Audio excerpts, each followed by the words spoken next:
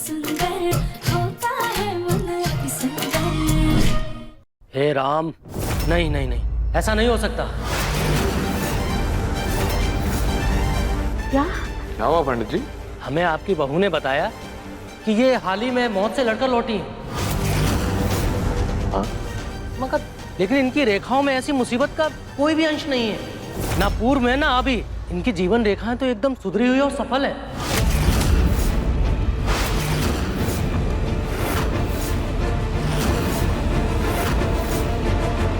आप कहना क्या चाहते हैं? हाँ? कि हमने झूठ बोला हमने? हाँ, हमने अपनी मौत का झूठा नाटक किया।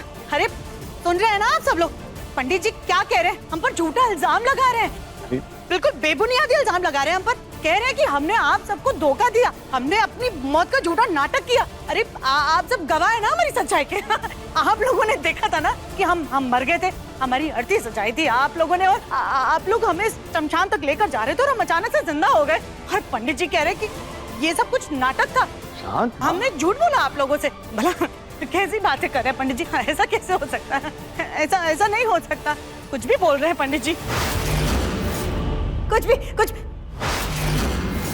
माँ जी, ये लीजिए, आप गोंद कतीरा का पानी पीजिए और अपने गुस्से को शांत कीजिए। इसे पीने से ना आपको ठंडक मिलेगी दिमाग में और आपका गुस्सा और बौखलाहटपन भी शांत हो जाएगा।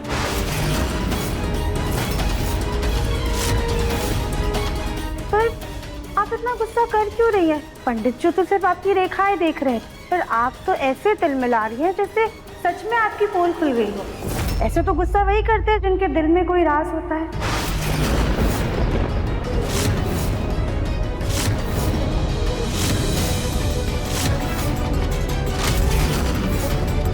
नहीं, ऐसा थोड़ी है, ऐसी कोई बात ही नहीं है। कुछ भी हम का गुस्सा हो रहा है? हम गुस्सा थोड़ी हो रहे हैं। हाँ, ये लीजिए।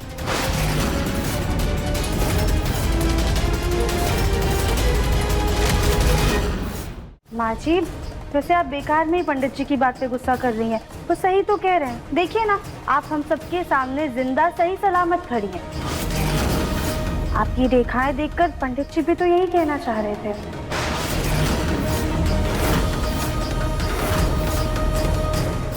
हम आप अब क्यों इतना गुस्सा हो रही हैं?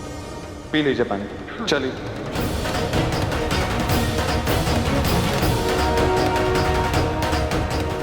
ये गोभी का फूल अपनी जुबान को ऐसा क्या चटा कर लाई है जो तेज हो गई? और हम भी तो बेवकूफों की तरह बरस पड़े। अभी किसी को शक हो जाता तो गड़बड़ हो जाती।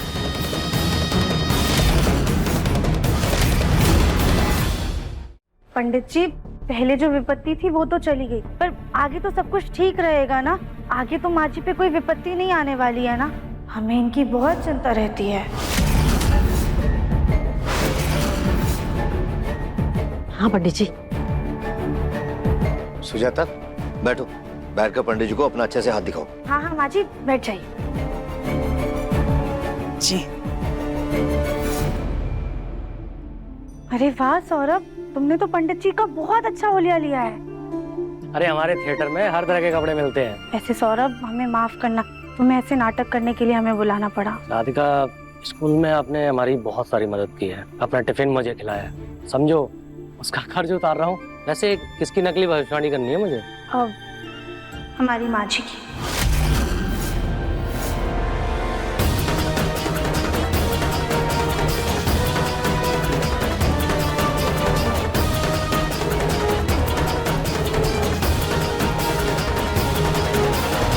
हाथ लाइए।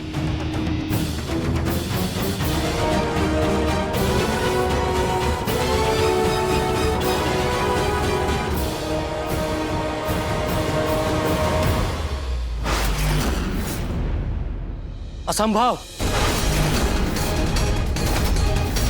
क्या हुआ? अनर्थ।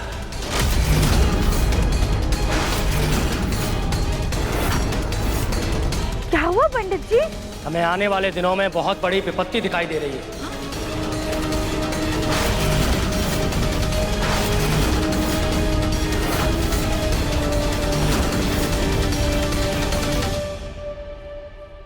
कैसी विपत्ति? विपत्ति तो हम नहीं बता सकते, लेकिन राहु का प्रकोप है। कोई बीमारी हो सकती है, कोई दुर्घटना हो सकती है, चोरी चकारी भी हो सकती है, लेकिन एक बात तय है, केवल और केवल आपकी माताजी पर आएगा।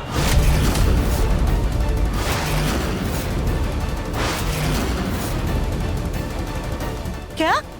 नहीं नहीं पंडित जी, इसका कोई तो निवारण होगा ना? हाँ, एक उपाय है। कल सुबह आपकी माताजी को नंगे पैर जंगल के बीचों बीच जाकर वहां सबसे पुराने बरगद के पेड़ के नीचे दीपक जलाना होगा।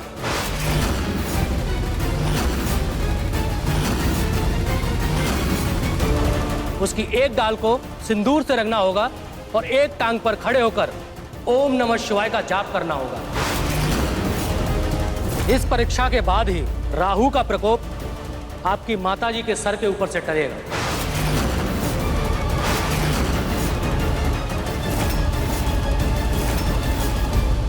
ये कैसी बातें कर रहे हैं आप? जंगल के बीचों बीच बरगद का पेड़ कहां से मिलेगा?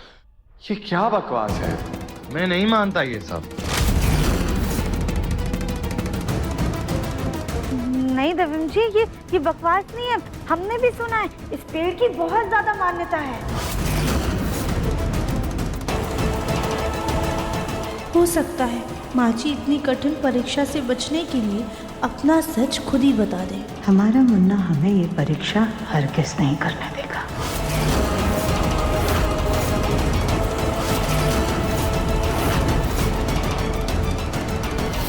ठीक है, ये परीक्षा देने के लिए हम तैयार हैं। हाँ?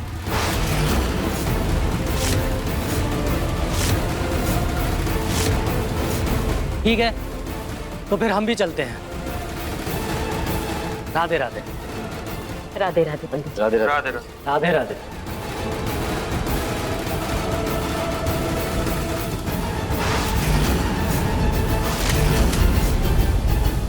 सीरियस हैं आप लोग? ये जंगल के बीचों बीच बरगद का पेड़ ढूंढने की कोई जरूरत नहीं है, बकवास है ये सब। देखिए माँ, कोई जरूरत नहीं है हमें ये बकवास करने की। ये जंगल में जाके बरगद का पेड़ ढूंढने की कोई जरूरत नहीं, और जंगल में जाना मतलब खुद खतरे को न्योता देने के बराबर है। राधिका, क्या हो गया है तुम्हें? तुम कहां से ये बाबा को ढूंढ के लाई हो? राधिका, तुम भूल गई क्या? माँ की तबीयत अभी तक पूरी तरह ठीक नहीं हुई है। माँ, ये जंगल वंगल में जाने की कोई जरूरत नहीं है हमें। हम खुद माँ जी को किसी मुसीबत में नहीं डालना चाहते। हमें क्या पता था कि माँ जी मान जाएंगी। नहीं दिव्यम, परीक्षा तो सुजाता को देनी ही पड़ेगी।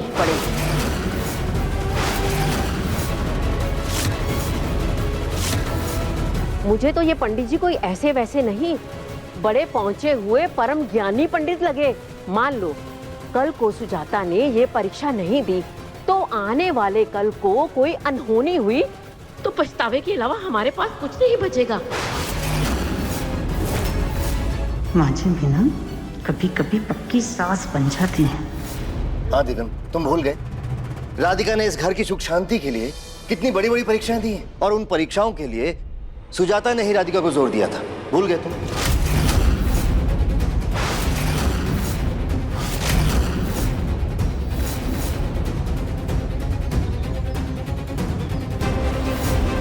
और अब अगर सुजाता की जिंदगी से जुड़ा हुआ सवाल है तो उसे भी परीक्षा देनी चाहिए।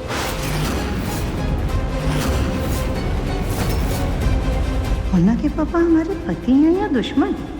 जब देखो तब हमें मुसीबत में डालते रहते हैं। मुझे कुछ समझ नहीं आ रहा है। माँ ऐसे कैसे अकेले जा सकती हैं जंगल में? मुन्ना बेटा, तू परेशान मत हो, हम बिल्कुल ठीक है। नहीं माँ, आप अकेले जंगल नहीं जाएंगी, मैं आपके साथ जंगल चलूंगा।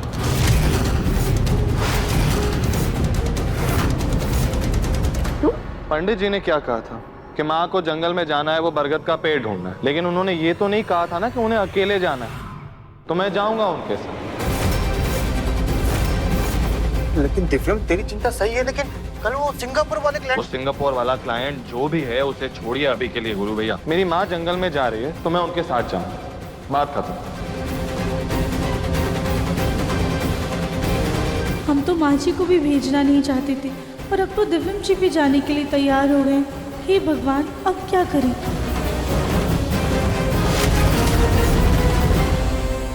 देखिए मन अति सुंदर के लेटेस्ट एपिसोड्स अभी सब्सक्राइब करें दंगल प्ले ऐप।